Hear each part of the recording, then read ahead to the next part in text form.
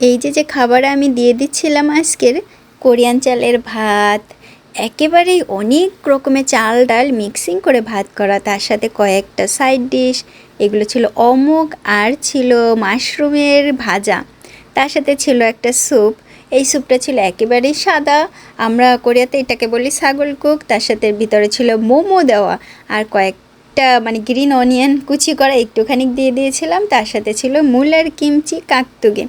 এই কাকতুগি বা কিমচি বা অন্য যে কোনো কিমচি ভাতের সাথে দিতেই হয়, কারণ কোরিয়ানরা যখনই ভাত খায় না কেন কিমচি খেতে খুবই পছন্দ করে।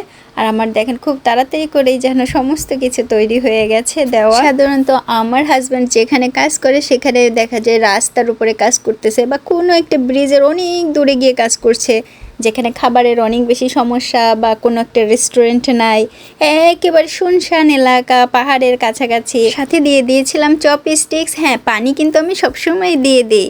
আর এই যে লাঞ্চ বক্সটা রেডি।